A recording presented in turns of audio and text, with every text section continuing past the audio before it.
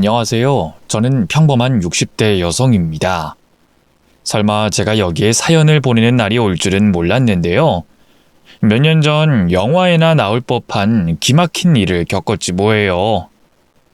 지금 생각해도 등골이 서늘해지면서 손발이 벌벌 떨리네요. 전 며느리 때문에 하마터면 하나뿐인 소중한 아들을 잃을 뻔했거든요. 여러분에게도 며느리의 악행을 널리 알리고 싶어 이렇게 글을 씁니다. 사실 아들에게 전 좋은 엄마는 아니었어요. 아들이 8살 되던 해 몰래 집을 나와버렸거든요. 매일같이 술에 쩔어 살면서 저를 때리는 남편 때문이었죠. 그땐 그게 최선이라고 생각했어요. 남편이 그래도 지 자식이라고 아들을 퍽 예뻐했거든요. 집도 절도 없는데 괜히 데리고 나와 고생시키느니 집에서 지 아빠하고 지내는 게 더 나을 거라 여겼죠. 물론 아들을 영영 버릴 생각은 없었어요. 경제적인 사정이 나아지면 꼭 다시 데리러 가겠다 결심했었죠. 오직 그 일념 하나로 참 죽어라 이랬었네요. 집에서 밥하는 것밖에 할 줄 몰랐던 아줌마가 뭐 얼마나 대단한 일자리를 구할 수 있었겠어요. 낮에는 분식집에서 주방 보조 일을 하고요. 밤에는 고깃집에서 철판 닦는 일을 하면서 근근히 돈을 벌었죠. 하루 벌어 하루 먹고 살기도 빠듯한 형편에 속절없이 시간만 흘러갔네요. 그 사이 아들에게 연락한 적은 한 번도 없었어요. 근처 살던 동서에게 간간히 연락해 잘 지내고 있는지 확인만 했더랬죠. 혹시라도 연락했다가 남편에게 덜미를 잡힐까 두렵기도 했고요. 좀 더 살만해진 다음 멋진 모습으로 아들 앞에 나타나고 싶기도 했어요. 아니 어쩌면 이런 건 다 핑계일지도 몰라요. 사실은 두려웠던 것 같아요. 아들이 자기 버린 엄마를 어찌 생각할지, 다시 만난다면 날 어떤 눈으로 바라볼지 무서웠어요. 그 죄책감을 원동력 삼아 더 열심히 일했어요. 먹고 자는 시간도 아까워 집에서도 쉬지 않고 면도칼 만드는 부업을 했고요. 밥 먹는 돈이 아까워 삼시세끼 라면만 끓여 먹었죠. 티끌모아 태산이라고 그렇게 악착같이 사니 제법 큰 돈이 모이더라고요. 그 돈으로 뭘 해야 좋을까 고민하다 역 앞에 작은 분식집을 냈죠. 서당계 3년이면 풍어를 읊는다고 분식집에서 일하면서 어깨너머로 많은 걸 배웠거든요. 손맛이 있는 편이라 제가 말아준 김밥이 더 맛있다는 손님들도 많았고요. 설사 망한다 해도 먹는 장사니 굶어 죽진 않겠지 싶었어요. 그렇게 무대뽀로 시작한 장사였는데 다행히 결과는 나쁘지 않았어요. 목 좋은 곳에 가게를 내서 그런지 손님들이 끊이지 않고 들어왔죠. 처음 한 달은 지하철 타는 사람들이 뜨문뜨문 들어오는 정도였는데 나중엔 아예 줄까지 서서 먹을 정도로 나름 인기 있는 맛집이 됐죠. 월 매출이 어느 정도 안정되자 바로 집부터 반지하에서 방 2칸짜리 빌라로 옮겼어요. 그리고 마침내 남편 몰래 동서를 통해 아들에게 연락했죠. 안 나오면 어쩌나 했는데 다행히 아들은 순순히 만남에 응했어요. 그새 몰라볼 만큼 훌쩍 자라있더군요. 마지막으로 봤을 때가 무려 4년 전이었으니 당연한 일이었죠. 갓 초등학교 입학 준비하던 아이가 어느덧 고학년이 됐으니까요. 시어머니가 머물며 돌봐주고 있다고 들었는데 손주라면 끔찍해하던 분이라 그런지 잘 챙겨줬나 봐요. 다행히 얼굴빛이 나쁘진 않더군요. 울지 않으려고 했는데 아들을 보자마자 눈물이 쏟아지더라고요. 하지만 아들은 그저 무표정한 얼굴로 저를 쳐다만 보더군요. 그 어린 게 눈빛이 어찌나 냉막하던지 제가 그렇게 만든 것 같아서 마음이 미어졌어요. 간신히 울음을 참고 어렵게 말문을 열었죠. 미안해 형씨가. 엄마가 많이 늦었지? 그동안 잘 지냈니? 그러자 아들은 실소하며 입을 열었어요. 잘 지냈냐고요? 당신 같으면 잘 지내겠어? 아들은 저를 엄마라고 부르지조차 않았어요. 경멸 섞인 차디찬 목소리에 심장이 아파왔지만 모두 제가 자초한 일이니 꾹 참았죠. 엄마가 미안해. 입이 10개라도 할 말이 없어.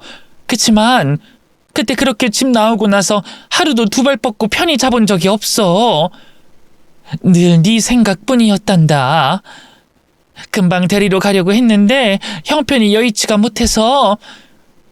그래도 이제 엄마 따로 가게도 냈고 얼마 전에 이사도 했어.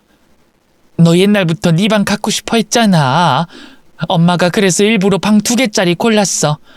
이따 한번 가볼래? 아직 가구며 뭐며 들여놓은 건 없는데. 됐으니까 집어치워요. 누가 당신 따라간대? 아들은 저를 따라가길 거부했어요. 어느 정도 예상했던 일이지만 그래도 숨이 턱 막히더군요. 형식아, 엄마가 미안해. 평생 너한테 속죄하면서 살게. 그러니까 제발 엄마한테 기회를 줘. 엄마가 너 얼마나 사랑했는지 알잖아. 엄마는 너 없으면 못 살아. 그땐 엄마도 살아야 해서 그랬어. 너희 아빠가 술만 마시면 허구한 날 때려서, 숨도 못 쉴 만큼 죽어라 때려서, 하루는 머리가 깨져 피가 난 채로 쓰러져 있는데 너희 아빠가 그러더라. 얼른 일어나서 밥 차리라고. 그때 깨달았어. 아, 이 사람한테 난 그냥 밥 해주는 인형이구나. 자기 기분 나쁠 때 스트레스 해소용으로 때릴 수 있는 말 잘 듣는 인형.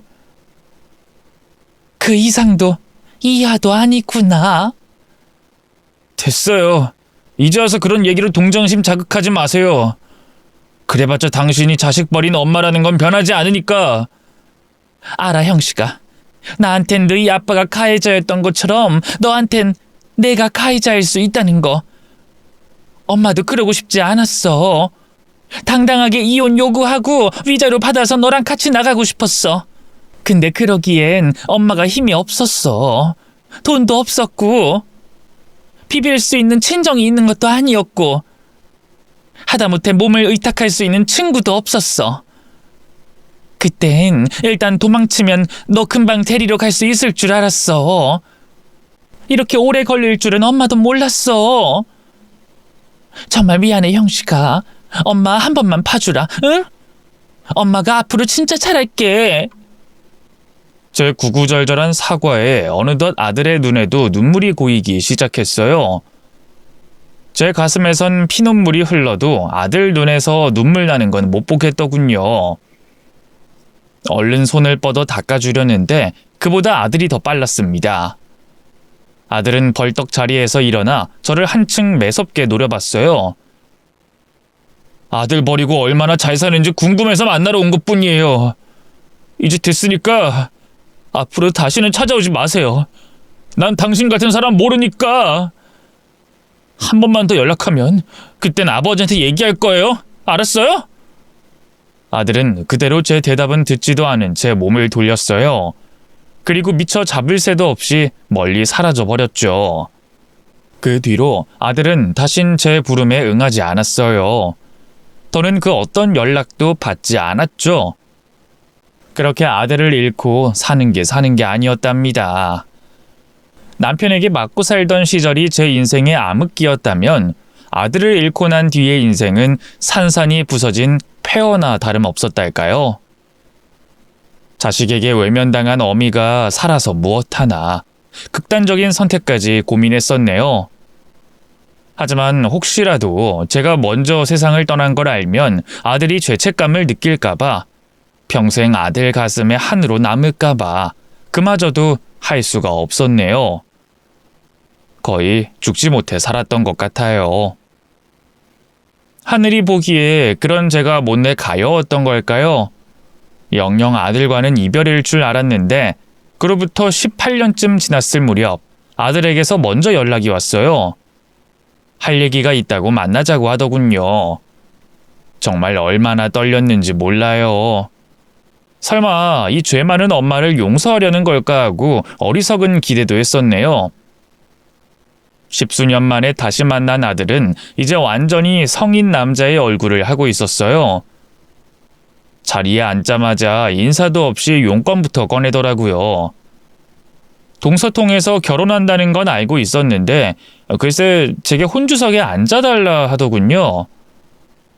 그쯤 남편은 이미 간경화로 세상을 떠난 상태였거든요.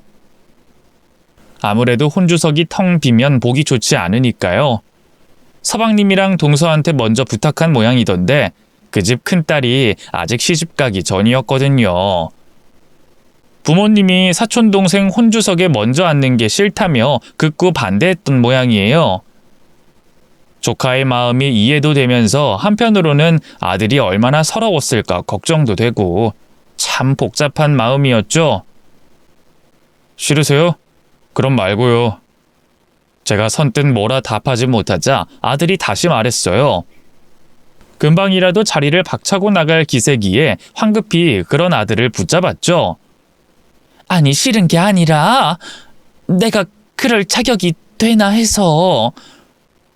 너한테 부모로서 뭐 하나 해준 게 없는데 혼주석에 앉아도 될지 모르겠다. 원래 남편 죽고 나서는 제가 다달이 동서통에 생활비를 붙이고 있었거든요. 근데 그것도 아들이 대기업에 취업한 뒤로는 필요 없다고 해서 더는 주지 못하고 있던 상태였죠. 제 말에 아들이 입가에 비웃음을 띠더군요. 그래도 양심은 있네요. 물론 당신이 그 자리에 앉을 자격 같은 건 없죠. 그냥 자리만 채워달라는 거예요. 혹시라도 그 일로 엄마 행세할 생각은 꿈도 꾸지 말고요. 아들의 말 한마디 한마디가 빗으로 날아와 가슴에 꽂혔어요. 그래도 아들의 부탁인데 감히 어떻게 거절할 수 있었겠어요. 그래, 네가 원한다면 그렇게 하마. 날짜 알려주면 그날은 가게 쉬고 꼭 갈게. 그러세요. 혹시라도 식장에서 다른 사람들한테 쓸데없는 소리 하지 마시고요. 그래. 근데 결혼할 아가씨는 어떤 사람이니? 착해? 너한텐 잘해주고? 그건 그쪽이 알 바 아니고요. 아들은 제 물음엔 대답도 않고 무정하게 먼저 자리를 떴어요. 가슴에 얼마나 맺힌 게 많으면 일이 모질게 구는지. 저보다는 아들이 더 안쓰럽더라고요. 결혼한다는 아가씨가 부디 저를 대신해 아들을 듬뿍 사랑해 주길 바랬어요. 그래서 저로 인해 상처받은 아들의 마음이 흔적도 없이 치유되길 바랬죠. 결혼식 당일이 돼서야 본 며느리는 깜짝 놀랄 만큼 예뻤어요. 몰랐는데 이 아들 눈이 꽤 높더군요. 아들보다 2살 연상의 미용사라는데 비쩍 마른 몸에 화려한 얼굴이 썩 제 마음에 들지는 않았어요. 남편을 꽉 잡고 살 것 같은 인상이랄까요? 그래도 제 주제에 뭐 이렇다 저렇다 말할 처지도 못 되고 그저 혼주석에서 가만히 앉아있는 수밖에 없었죠. 그래도 아들의 결혼식을 두 눈으로 볼 수 있어 참 행복했네요. 형식적으로나마 아들과 며느리의 잘 살겠다는 인사를 받을 땐 절로 눈물이 차올랐죠. 결혼식이 끝나고 그렇게 아들과의 인연도 다시 끊긴 거라고 생각했어요. 그런데 웬걸 그 뒤로 며느리가 제게 전화를 했지 뭐예요. 신혼여행 다녀왔다면서 선물을 주고 싶으니 만나자고 하더군요. 너무 기꺼운 제안이었지만 아들을 생각하면 선뜻 응할 수가 없더라고요. 혹시 형식이도 아니? 세아가 네가 나한테 이렇게 전화한 거. 아니요, 아직 얘기 안 했는데요. 나랑 형식이 사이는 들어서 알고 있지? 아마 나 보자고 하면 싫다고 할 거다. 걱정 마세요. 싫다고 해도 제가 억지로 끌고 나갈게요.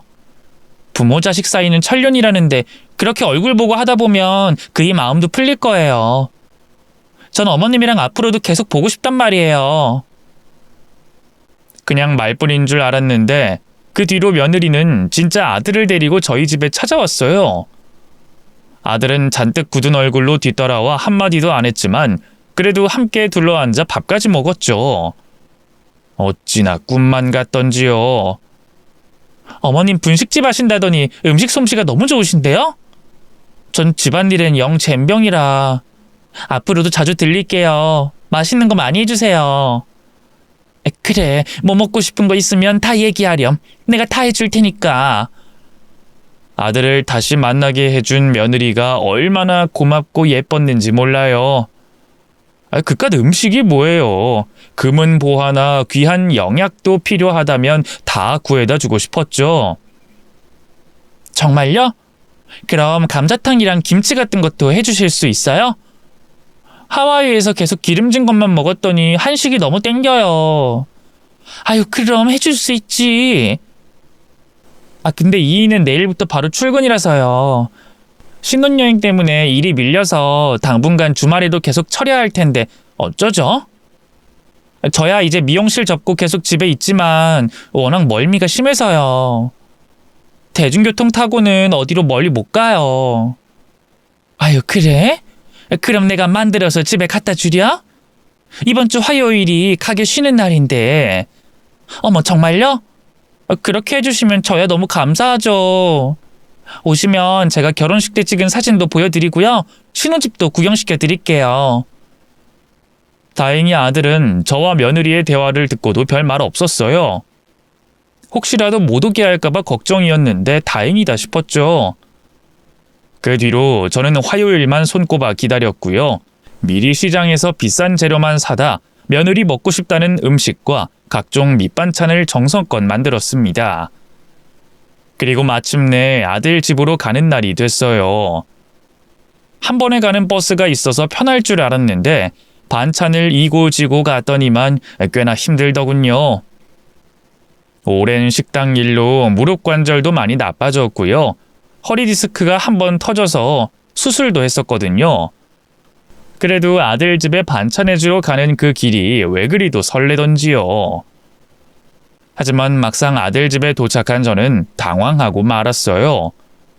2층짜리 단독주택이었는데 대문에서 아무리 초인종을 눌러도 대답이 없는 거예요.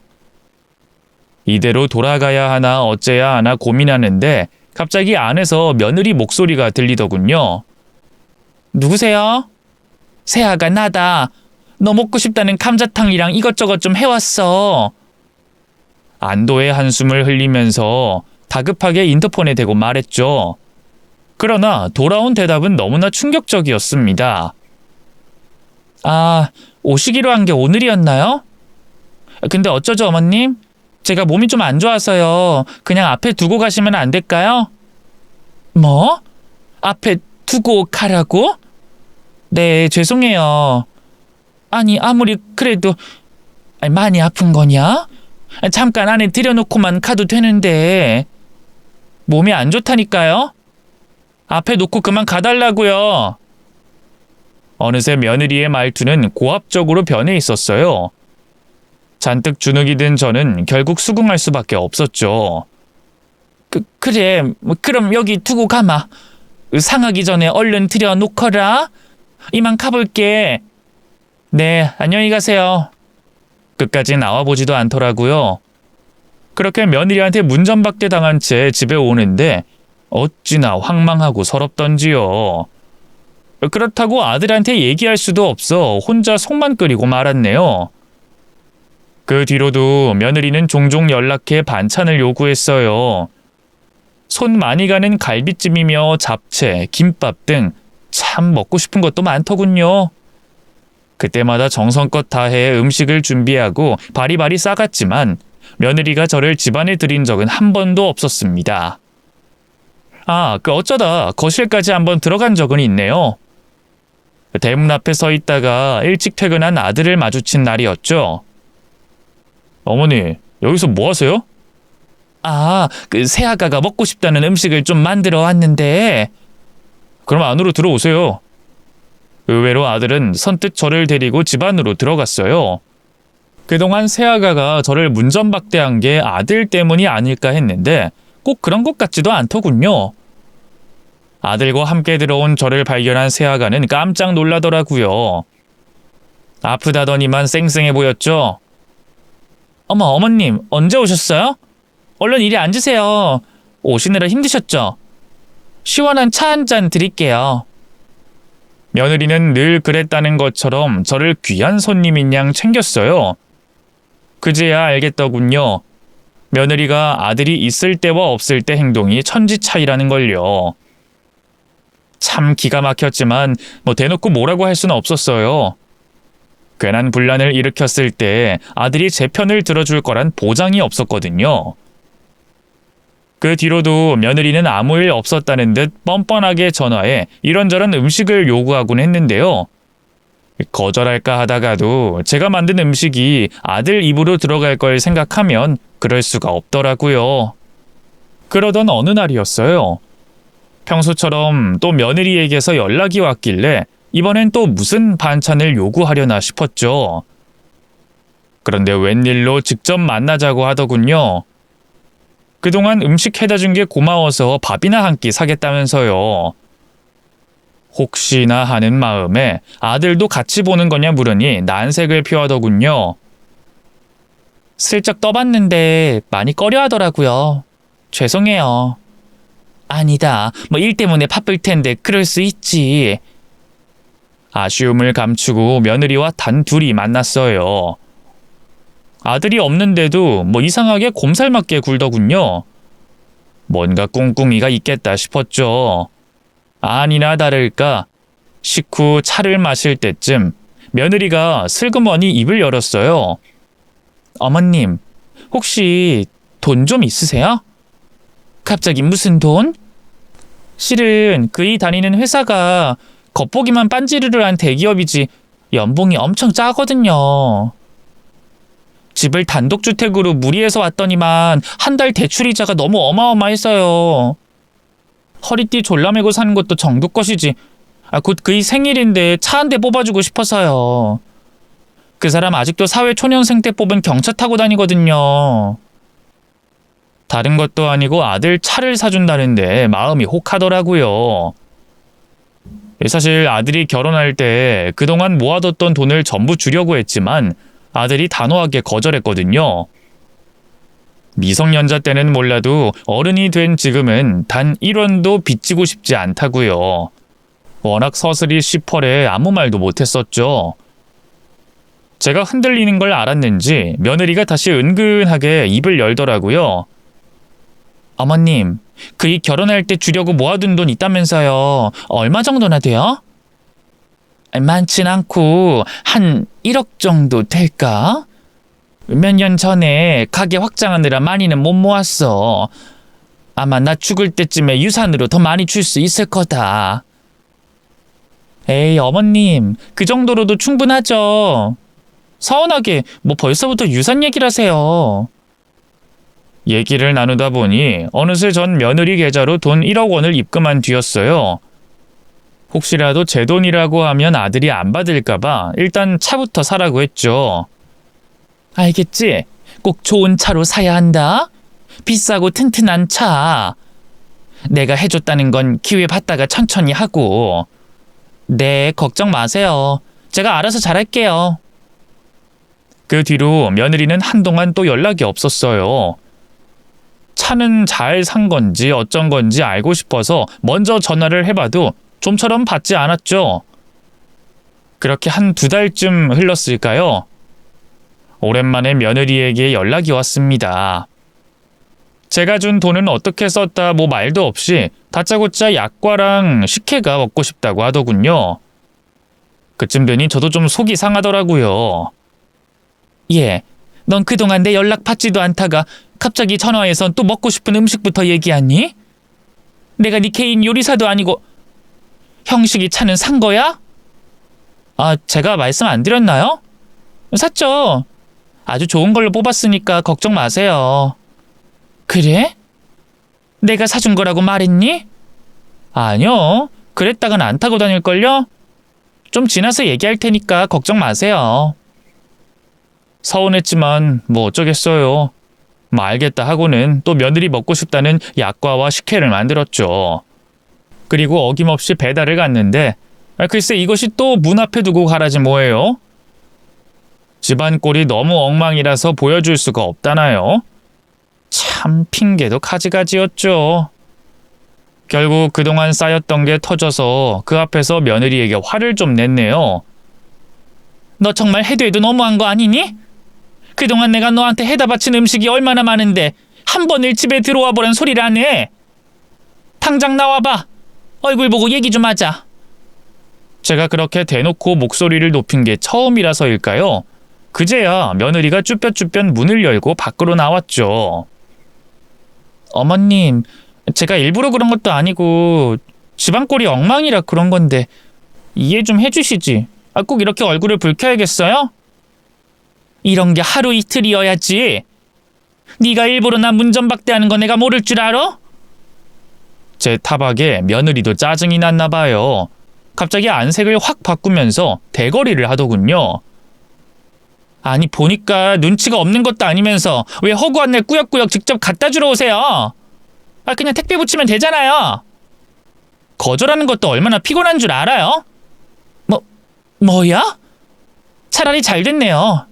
그동안 핑계대는 것도 힘들었는데 앞으로는 그냥 택배로 보내주세요. 아셨죠? 너 정말 이럴 거니? 시애미가 참다 얘기하는데 한다는 말이 고작 그거야? 시어머니요? 그쪽이 그이한테 뭘 해줬다고 이제 와서 시짜짓을 하려고 해요? 그동안 버려놓고 키우지도 않았으면서 권리만 누리시려고요? 며느리의 말에 충격받은 저는 그대로 아무 말도 못했어요. 그저 파르르 떨고만 있는데 갑자기 저 멀리서 차가 한 대 다가오더니만 아들이 내리더군요. 그런데 그 차가 새 차가 아니라 누가 봐도 낡은 경차가 아니겠어요. 놀란 것도 잠시 갑자기 아들을 발견한 며느리가 손으로 얼굴을 감싸고 엉엉 울기 시작했어요. 정말 해도 해도 너무하세요, 어머님. 제가 뭘 더 어떻게 해야 하는데요? 아니, 너 갑자기 왜 우니? 제가 당황한 사이 아들은 저희 곁으로 다가왔고요. 곧 며느리가 우는 걸 보더니만 인상을 찌푸리더군요. 이게 무슨 일이야? 당신 왜 울어? 여보, 글쎄 어머님이 나더러 왜 해다주는 반찬값도 못하냐고 언제 당신하고 화해시켜 줄 거냐잖아. 뭐? 그게 무슨 말이야? 사실 당신한테 말은 안 했는데 그동안 어머님이 알게 모르게 나 많이 압박했어. 계속 쓸데없이 연락하고 됐다고 하는데도 반찬 만들어다 주시고 그래서 이제 그만하시라 했더니 이렇게 역정을 내시네? 어쩜 그렇게 눈도 깜짝 안 하고 거짓말을 하는지 참 기가 막히더군요. 아니 그게 무슨... 형식아, 새아가가 왜 이런 말을 하는지 모르겠는데 난... 됐어요. 제가 결혼 전에 분명히 말씀드렸죠. 혹시라도 부모 행세할 생각은 꿈도 꾸지 말라고. 역시나 좀 봐주니까 이렇게 지난 죄를 잊고 뻔뻔하게 나오네요. 아니다. 난 그런 게 아니라... 그만 가세요. 다신 얼굴 볼 일 없을 겁니다. 아들은 제 말을 들으려고도 하지 않았어요. 그대로 싸늘하게 저를 지나치더니만 며느리를 데리고 집 안으로 들어가더군요. 혼자 남겨진 저는 황망한 심정에 그저 멍하니 넋을 놓고 있을 뿐이었죠. 하늘도 제 마음을 아는 건지 어느덧 줄기차게 비가 쏟아지더군요. 우산도 없던 저는 그 비를 고스란히 맞을 수밖에 없었죠. 혹시라도 아들이 나오지 않을까 기대해봤지만 역시나 그런 꿈 같은 일은 일어나지 않았네요. 홀로 집에 돌아온 저는 이튿날 지독한 감기에 걸렸어요. 거진 일주일을 가게 문도 못 열고 끙끙 앓았죠. 내가 건네준 1억은 어떻게 된 건지, 아들 차는 왜 그대로인 건지 며느리에게 묻고 싶은 게 많았지만 그게 다 무슨 소용인가 싶더군요. 뭐가 됐든 다시 아들을 만날 일은 없을 텐데요. 죄 많은 애미의 업보였죠. 그렇게 전 아들과 지독한 이별을 했어요. 그땐 정말 몰랐네요. 그 뒤로 아들과 정말 충격적인 재회를 하게 될 줄은 말이죠. 평소처럼 일찌감치 일어나 가게 출근을 준비하고 있을 때였어요. 갑자기 며느리에게서 전화가 오더군요. 반가운 마음에 받은 것도 잠시, 며느리는 너무나 충격적인 말을 입에 담았습니다. 어머님, 경황이 없어서 이제야 연락드려요. 그이가 밤에 낚시 갔다가 그만 사고로. 그래도 마지막 가는 길인데 얼굴이라도 보러 오세요. 그게 무슨 말이냐? 형식이한테 무슨 일이 생긴 거야? 며느리는 가타부타 말없이 제게 병원 장례식장 주소를 알려줬어요. 달려가 보니 이미 입관도 끝나 장례식이 한창이더군요. 밤에 낚시를 나갔다가 음주운전 차량에 치였다지 뭐예요. 아들의 죽음을 도무지 믿을 수 없어 이미 염까지 한 시체를 열어 확인해 보려고 했어요. 그러자 며느리가 달려와 말리더군요. 어머님, 그러지 마세요. 사고로 훼손이 너무 많이 돼서 보면 더 괴로워지기만 할 거예요. 이러시면 그이도 편히 못 가요. 어떡해. 사고가 났을 때 진작 나한테 연락을 했어야지. 그랬어야지. 죄송해요. 저도 제정신이 아니었어요. 그리고 시댁 식구들이 어머님 부르지 말라는 거 제가 간신히 설득한 거예요. 저도 지금 너무 힘들다고요.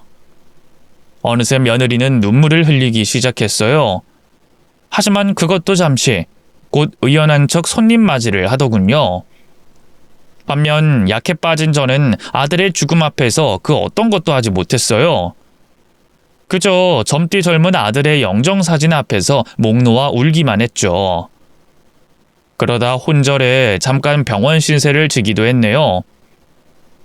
하나뿐인 아들이 그렇게 갑작스럽게 제 곁을 떠났다는 걸 도무지 받아들이기가 힘들었죠. 무슨 정신으로 장례를 치렀는지도 모르겠어요. 발이 나고 화장까지 하고 난 뒤에야 조금 정신이 들더군요.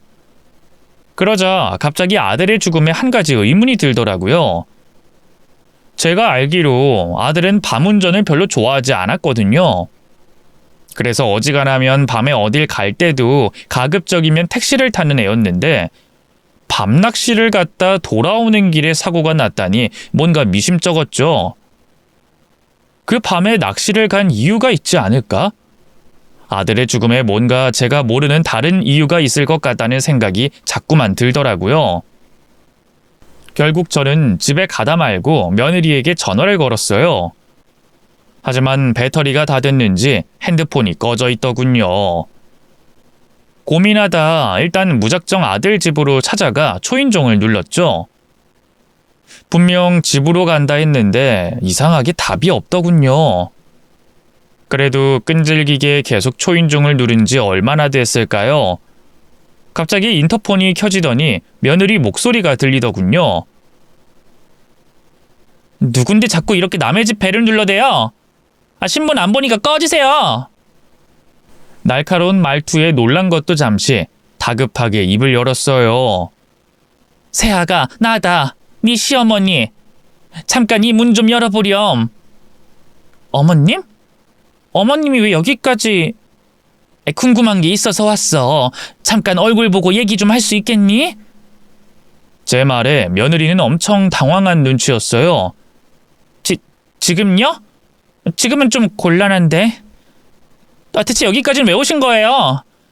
그이도 그렇게 된 마당에 뭐 더 나눌 얘기가 있다고요? 내가 우리 형식이 그렇게 간 거 뭔가 미심쩍은 게 있어서 그래.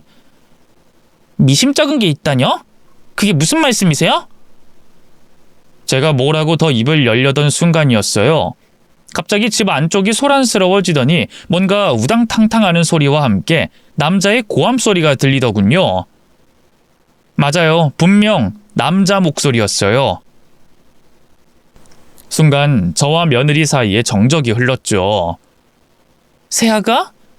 지금 안에서 무슨 남자 목소리가 들렸는데? 누구랑 같이 있는 거니? 아니에요. TV 틀어뒀는데 그 소린가 봐요. 어쨌든 어머님, 제가 지금은 밖에 나가기가 좀 곤란해서요.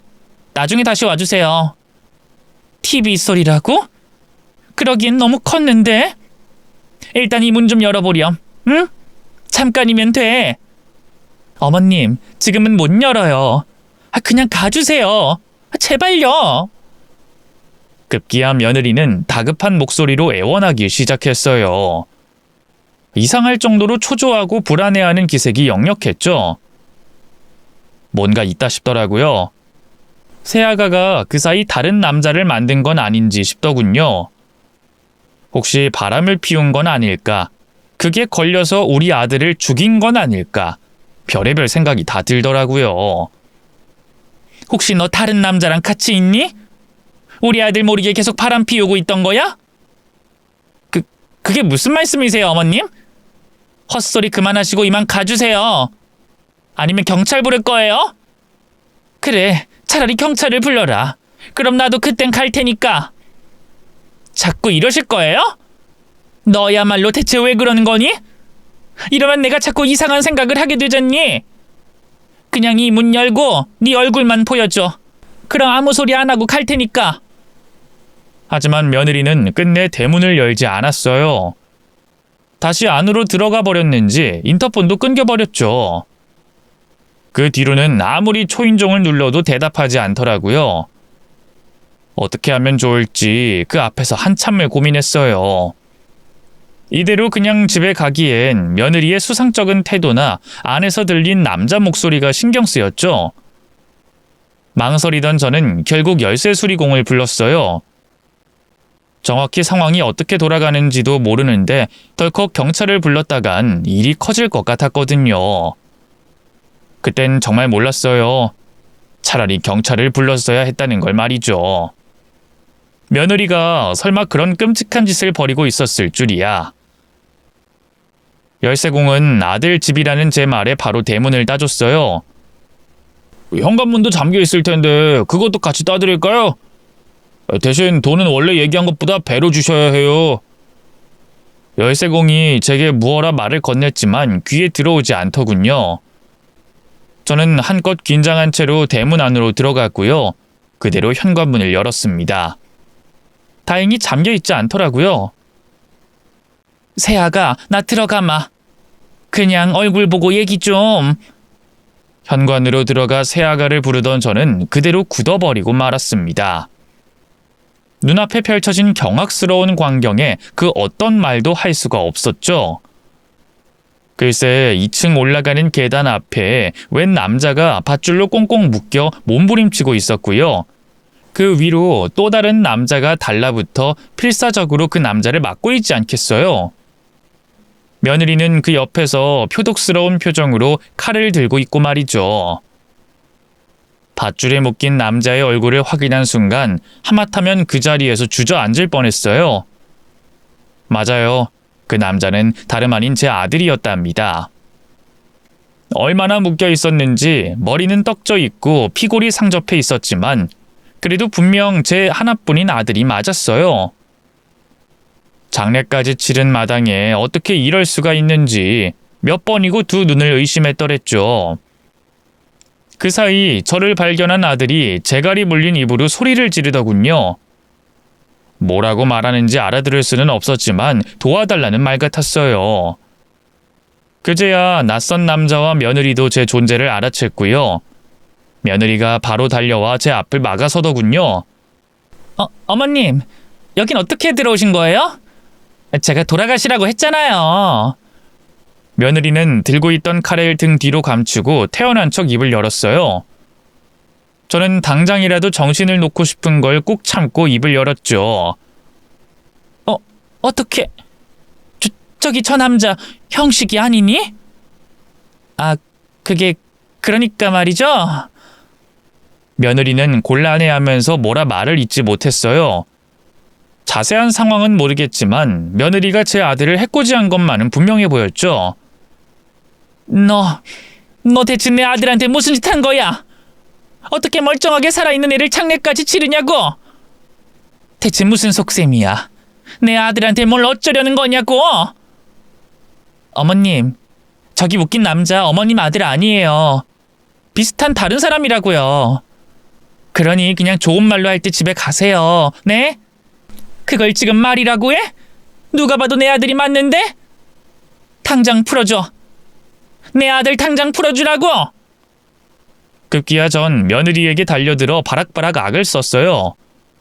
며느리 손에 칼이 들렸다는 건 이미 잊은 지 오래였죠.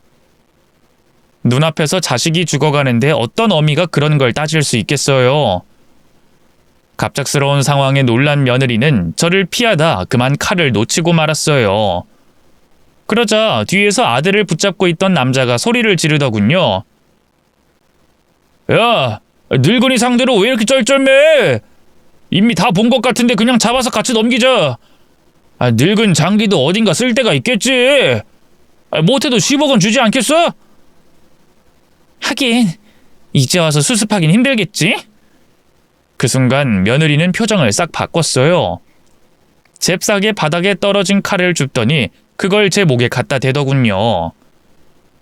저는 소스라치게 놀라 그 자리에 주저앉고 말았죠. 그러게 가라고 할 때 진작 갔으면 좋았잖아요. 불쌍한 늙은이 기껏 살려줬더니만. 이건 다 어머님이 자초한 거예요. 나한테 무슨 짓 하려고? 그렇게 아들이 좋으면 같이 가세요. 나란히 좋은 곳으로 보내드릴 테니까. 며느리는 싸늘하게 대꾸한 뒤 저를 식탁 의자에 앉혔어요. 그리고 그대로 꽁꽁 묶기 시작하더군요. 반항할 생각은 마세요. 찍소리라도 내면 그 순간 아들 목숨도 날아가는 거니까. 그 협박에 저는 그 어떤 반항도 할 수 없었어요. 그저 꼼짝없이 온몸이 포박된 채 아들 옆에 나란히 앉게 됐죠. 그런 저를 지켜보던 아들이 묶인 손을 간신히 뻗어 제 팔에 갖다 대더군요. 그 작은 온기가 왜 그리도 위안이 되던지 혼잘할 것 같은 정신줄을 간신히 부여잡을 수 있었죠. 그 사이 며느리와 그 남자는 이런저런 대화를 나누기 시작했어요. 남자는 수면제 그렇게 먹였는데 왜 이렇게 일찍 눕든 거야? 약속 시간까지는 아직 한참 남았는데 어떡해? 하고 투덜거렸어요. 그러자 며느리가 그 남자의 어깨를 끌어안고 다정하게 속삭이더군요. 진정해 자기야. 수면제 아직 많이 남았으니까 또 먹이면 되지. 업자 만나기로 한 게 새벽 3시였지? 그 CCTV 위치는 다 파악했어? 그럼 걱정하지 마. 아무래도 그 남자와 며느리는 보통 사이가 아닌 것 같았어요. 저희 앞에서 진한 스킨십까지 서슴없이 나누더군요. 도대체 며느리가 언제부터 바람을 피운 거고 무슨 목적으로 저희 아들을 노렸던 건지 아무리 생각해도 이해가 되지 않았습니다. 그 사이 며느리는 보리차에 수면제를 잔뜩 타서 가져왔고요. 그걸 억지로 저와 아들에게 먹이려고 했어요. 저희는 미친 듯이 소리 지르며 반항했죠. 이상하게 둘 다 저희를 거칠게 다루긴 해도 당장 때리거나 죽일 것처럼 보이진 않았거든요. 아마 어딘가에 산채로 넘기려는 것 같았어요. 지금 생각해보면 그래서 더 과감하게 행동할 수 있었던 것 같아요. 그걸 지켜보던 며느리의 내연남은 안 되겠다 싶었나 봐요. 욕설을 내뱉으며 밖으로 나간다 싶더니만 갑자기 커다란 가방을 가져오더군요. 그 안엔 온갖 의료기기와 약재가 잔뜩 들어 있었어요. 내연남은 그 안에서 주사기를 꺼내더니만 정체 모를 약물을 주입하기 시작했습니다. 비켜봐. 그냥 주사기로 찔러서 재워버리게. 역시 내 남자. 누가 의사 아니랄까봐. 너무 든든하다 진짜. 며느리의 말에 경악한 것도 잠시 내연남이 아들을 향해 다가가기 시작했어요. 저는 필사적으로 몸부림쳤지만 온몸이 꽁꽁 묶여있어 그 어떤 것도 할 수 없었죠. 그 사이 내연남은 아들의 팔뚝에 주사기를 꽂았고요. 아들은 두 눈을 부릅뜨더니만 이내 까무룩 정신을 잃고 말았습니다. 정말 미칠 것 같았어요. 어느새 저는 입에 재갈이 물린 채 끄끄대며 울고 있었어요. 그런 저를 지켜보던 며느리가 아이고 아주 눈물겨운 모자지간이구만 하고 낄낄댔죠. 그 사이 내연남은 주사기에 다시 새로운 약물을 주입했고요. 이번엔 저를 향해 성큼성큼 다가왔습니다. 걱정 마셔 알망구. 그쪽도 사이좋게 재워줄 테니까. 내연남이 식탁 팔걸이에 묶인 제 팔로 주사기를 가져다 댔어요. 이대로 꼼짝없이 당하겠구나 싶어 눈을 질끔 감던 바로 그 순간 갑자기 거실 쪽 유리창이 와장창 깨지면서 사람들이 우르르 들어왔어요. 하나같이 경찰 제복을 입고 있었죠. 꼼짝 마세요! 움직이면 발포하겠습니다! 총을 든 경찰들 앞에서 며느리와 내연남은 꼼짝도 못했어요. 순식간에 두 사람은 경찰들에게 잡혀 두 손을 포박당했고요. 다른 경찰들이 저와 아들을 풀어줬죠. 아주머니 괜찮으세요? 정신이 들어요? 대체 어떻게 누가 신고를... 열쇠 수리하시는 분이 신고해 주셨어요. 웬 여자가 칼 들고 아주머니 위협한다고 다른 남자도 한 명 잡혀 있다고요. 알고 보니 저를 뒤따르던 열쇠 수리공이 모든 상황을 목격했고요. 그대로 몰래 도망쳐 경찰에 신고해 준 거였어요. 생명의 은인이나 다름없었죠. 어느덧 구급차까지 와서 제 아들을 실어 나르기 시작했어요. 전 황급하게 그 뒤를 따랐죠. 이분이랑 어떤 관계세요? 아드님이세요? 네, 맞아요. 제 아들이에요. 전 나쁜 놈들이 내 아들한테 이상한 주사를 놨는데 그 뒤로 애가 정신을 잃었어요. 얼른 병원으로 좀 데려가 주세요. 검사 결과 다행히 아들은 아무 이상 없었어요. 그저 수면제 때문에 잠든 것뿐이라고. 너무 오래 감금돼 있어 영양실조 증세가 보이긴 하지만 건강하다고 하더군요. 그 말에 어찌나 안심이 되던지요. 그 사이 저는 신고해준 수리공에게 돈 100만 원을 주며 거듭 고맙다 인사했죠. 너무 많다고 한사코 받지 않으려 하기에 거의 떠넘기다시피 건넸네요. 아들은 눈 뜨자마자 제일 먼저 저부터 찾았어요. 그리고 제가 무사하다는 걸 알자마자 펑펑 울더군요. 저 때문에 어머니가 잘못됐으면 그러면 전 정말 못 살았을 거예요. 제가 잘못했어요, 어머니. 그동안 모질게 굴어서 죄송해요. 아니다. 우리 둘 다 무사하니 됐어. 그동안 대체 무슨 일이 있었던 거니? 새아가가 대체 왜 널... 모르겠어요. 그 사람이 다른 남자가 생긴 걸 알고 이혼 안에 싸우고 있었는데 갑자기... 자세한 건 경찰 수사를 해봐야 알 것 같아요. 그 뒤로 아들과 저는 여러 번 경찰서를 들락날락했어요. 그리고 수사 결과 드러난 진실은 너무나 충격적이었죠. 며느리와 내연남은 원래 아들의 보험금을 노리고 사고사로 위장해 죽일 작정이었어요. 며느리는 한껏 사치하느라 돈이 궁했고 의사였던 내연남은 도박 중독으로 빚만 억대에 달했거든요. 그런데 살인 계획을 꾸미던 중 장기 매매에 대해 알게 된 거예요. 몰랐는데 중국 업자 통해 사람의 장기를 고가에 거래할 수 있다더군요. 어지간한 보험금보다 훨씬 돈을 많이 준다더라고요. 이에 내연남은 완벽 범죄를 위해 안치실에 들어가 있던 오래된 무연고자의 시체를 빼돌렸어요. 교통사고로 얼굴이고 장기고 죄다 망가져 형체를 거의 알아볼 수 없는 이였죠. 그래서 그 시신으로 장례를 치르고요. 그 사이 아들을 수면제로 재운 뒤 전문업자에게 산채로 넘기려고 했던 거예요. 모든 게 다 내연남이 의사고 며느리는 아들의 같이 사는 유일한 가족이었기에 가능한 일이었죠. 사람의 탈을 쓰고 어떻게 그런 끔찍한 범죄를 저지를 수 있는지 지금 생각해도 손이 떨립니다. 재판 결과 며느리와 내연남에겐 실형이 선고됐어요. 장기 적출을 목적으로 한 인신매매죄와 살인미수죄가 적용돼 각각 4년 6개월과 3년의 징역형이 나왔죠. 사람을 죽여 장기를 팔려고 했는데 형이 5년도 채 안 나오다니. 적어도 무기징역은 나올 줄 알았는데 기가 막히더군요. 근데 변호사 말로는 둘 다 초범인데다 미수였던지라 이것도 잘 나온 거라 하더군요. 우리나라 법이 그렇다니 어째요. 억울해도 그냥 수긍하는 수밖에 없죠. 그래도 인과응보라는 게 있긴 한가 봐요. 지인을 통해서 건너 들은 바로는 그 내연남은 의사 면허가 취소됐고요. 그 뒤로도 여전히 정신을 못 차리고 도박질을 하다 지금은 또 사기죄로 교도소에 들어가 있다고 하더군요. 전 며느리는 그런 내연남을 옥바라지하다가 결국 돌아섰대요. 임신까지 했다는데 애를 지우고 지금은 인력센터 전전하며 하루 벌어 하루 먹고 산답니다.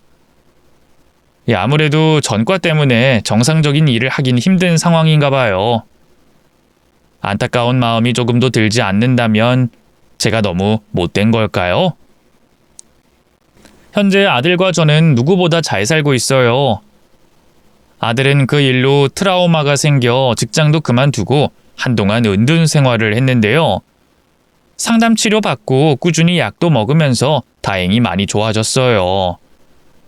지금은 다른 중견 회사에 재취직한 상태고요. 얼마 전 과장으로 승진도 했답니다. 잃어버린 모자간의 시간을 되찾기까진 많이 힘들었어요.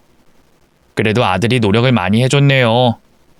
저녁엔 아무리 늦게 퇴근해도 꼭 집에 와서 제가 차려준 밥을 먹었고요. 주말엔 같이 여기저기 드라이브도 꽤나 다녔죠.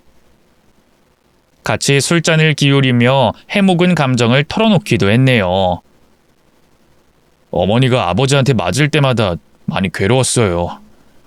모른 척 방 안에 들어가 입을 뒤집어 쓰고 있을 때마다 스스로가 너무 한심하고 괴물 같았죠.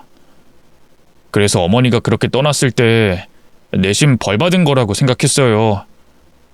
내가 어머니를 지키지 못해서 그런 거라고. 무슨 말을 그렇게 해? 네가 잘못한 게 뭐가 있다고? 어린 마음에 그런 생각이 들더라고요. 그래서 어머니가 다시 찾아왔을 때 더 모질게 굴었던 것 같아요. 바보같이. 그렇게 어머니 밀어내고 얼마나 후회했는지 몰라요. 하루에도 몇 번씩 달려가서 잘못했다고, 이젠 다신 나 떠나지 말고 같이 살자고 말하고 싶었죠. 결혼할 때도 사실은 혼주석에 앉아달라는 건 핑계고 그냥 연락하고 싶었던 것 같아요. 나 결혼한다고, 그러니까 이제라도 연락하고 살자고. 그랬구나. 내가 네 마음을 너무 몰랐네. 진작 알았으면 먼저 연락했을 텐데. 미안해, 형씨가. 이제 미안하다는 말씀은 그만하세요. 어머니는 제 목숨을 구해준 은인이니까요. 경황이 없어서 제대로 인사도 못했는데 그때 구해주셔서 정말 감사해요. 애미가 자식 구하는 건 당연한 일이지. 그게 뭐가 감사해. 앞으로 우리 잘 살아요, 어머니. 아무래도 십수년간 떨어져 살았으니 한 번에 친해지는 건 힘들겠지만 그래도 조금씩 마음을 열고 가까워져 봐요. 그날 정말 둘이 얼마나 울었는지 몰라요. 서로 부둥켜 안고 밤새 이런저런 얘기 나누며 눈물바다를 만들었네요. 그렇게 전 잃어버렸던 아들을 다시 되찾았답니다. 얼마 전엔 기쁜 소식도 생겼어요. 아들이 전 며느리 때문에 평생 다른 여자 못 만나면 어떡하나 했는데 글쎄 지난달에 좋은 짝을 데려왔지 뭐예요. 참 싹싹하고 괜찮은 처자더라고요. 아들과 마찬가지로 한번 다녀오긴 했는데 애도 없고 현숙한 것 같아서 제 마음에도 쏙 들었어요. 아들과 제 사연을 알고는 저만 괜찮으면 결혼 후에도 같이 살자고 하더군요. 엄마하고 아들이 십수년 동안 얼굴도 못 보고 떨어져 살았던 거잖아요. 게다가 그런 끔찍한 일까지 겪으셨으니 저라면 한시도 떨어져 있고 싶지 않을 것 같아요. 어머님만 괜찮다 하시면 저희가 앞으로도 쭉 모시고 살게요. 나야 그러고 싶지만 너무 미안해서. 아무래도 네가 불편하지 않겠니? 에이, 불편하긴요. 그 이도 그걸 바라는걸요? 부족한 점이 많은 며느리니까 어머님이 앞으로 하나하나 잘 가르쳐주세요. 어쩜 말을 그렇게 예쁘고 살갑게 하는지. 이런 며느리라면 어화둥둥 업고도 다니겠더라고요. 아들이 엄마 뺏긴 기분이라면서 서운해할 정도랍니다. 요즘은 너무 행복해서 무서울 정도예요. 자고 일어나면 모든 게 다 꿈이 되는 게 아닐까 하는 헛된 망상도 한답니다. 그래도 비 온 뒤 땅이 굳어진다고 지난날의 고난을 밑거름 삼아 이런 큰 행복이 열매 맺은 거라 생각하려고요. 긴 얘기 들어주셔서 감사합니다. 모두 건강하세요.